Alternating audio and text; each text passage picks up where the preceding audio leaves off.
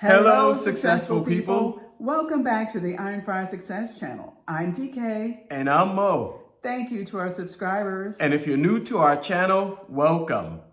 Have you ever wondered what makes those model homes pop? What gives them that look? Well, today we're going to share 7 ways you can make your house look like a model home.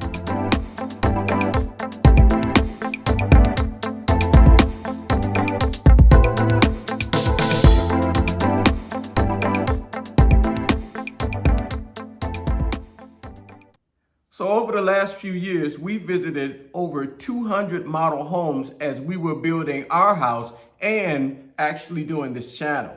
Yes, and we've taken videos and lots of pictures of those model homes. So today, we're going to put some of those pictures up as we talk to you about the 7 major themes we saw emerge that are ways that you too can make your house look like a model home. So first on the list is, you may notice that in model homes, they minimize visible personal elements. That's right. The kinds of things that you would find in a normal house, like toothbrushes on the bathroom sink, hairbrushes, maybe there's things in your kitchen that you use, or really things that are personal evidence of the house being lived in. So some of the ways that we've noticed that model homes have handled this is they've really had preset props that are put out to mimic the appearance that a person may live there and have that suggestion in your mind, but not really be something personal to you. So one of those things has been things like your table settings.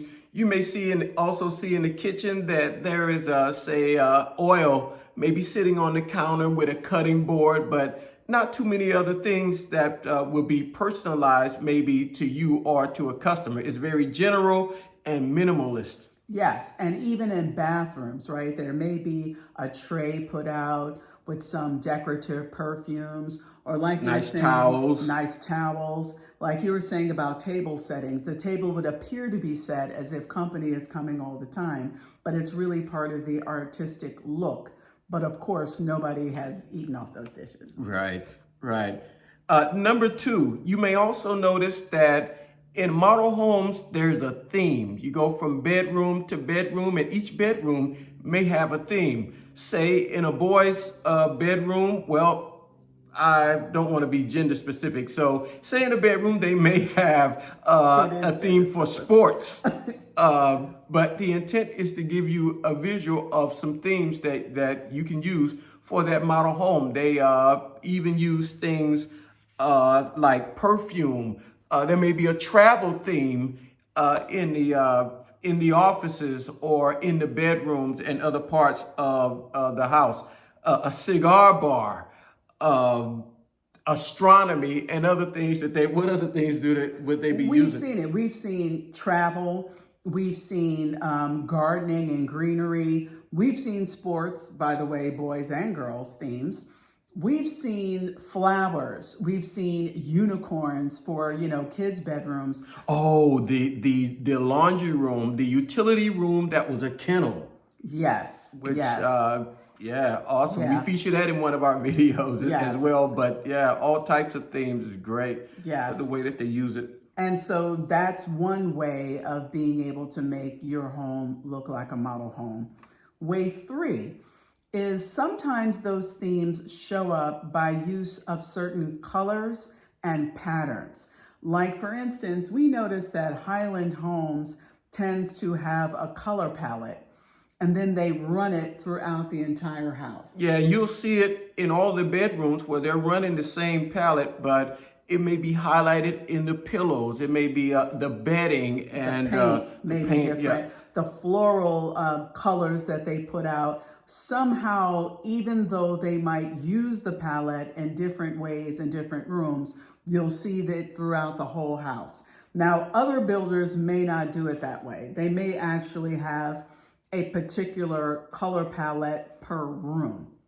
But just so that you know that there's different ways of using themes that we've seen builders do, that if you do that in your home, it could help give your home that model home look. Absolutely. Okay, number 4. Number 4 is dramatic lighting. From the time you pull up to a model home, they're trying to draw you in. So even the outside lighting on either side of the door, and especially in the entryway, the foyer, you'll notice that there is dramatic lighting there. They have a beautiful chandelier. Other places may include the dining room. Yes, over the dining table or dining nook, and over the kitchen island. Yes, You'll the see. great room. If there is this large space, the great room, it's a big thing, especially here in Texas. Well, in this day and age, people are combining their living room with their kitchen and dining area, one big space, into one big space. So they have this dramatic lighting there. Also, the over the tub.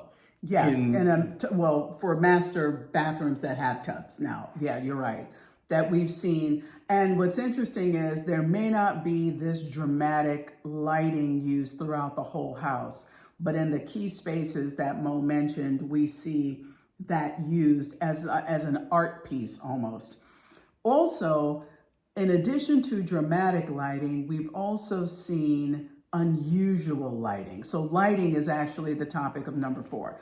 So unusual lighting, such as in those themed out bedrooms, they find lights that might fit in with the theme, lights that look like flowers or lights that look like, metal works of art or astronomy. We've seen it in some living rooms or great rooms where the lamps themselves are really a work of art and have the look of an art piece. Yeah, conversational pieces in and of themselves to fit the overall theme and the color scheme as well. Yes. Number 5 is mirrors. So Mo, let's talk about this because we've seen mirrors that clearly aren't intended for anyone to actually use them to look in, but they're used throughout the home as decor. Absolutely, used as artwork.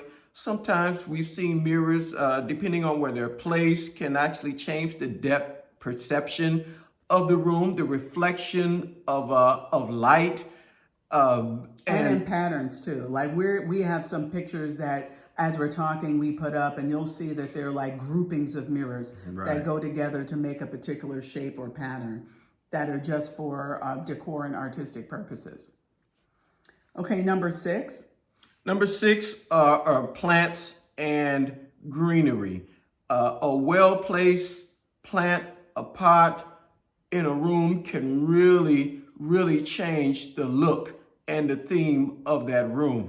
And you'll see that they're using greenery to fill in spaces, corners, shelving. Instead of having a book or, a piece of decor on it, they'll put a plant there. You'll see it in bathrooms and kitchens.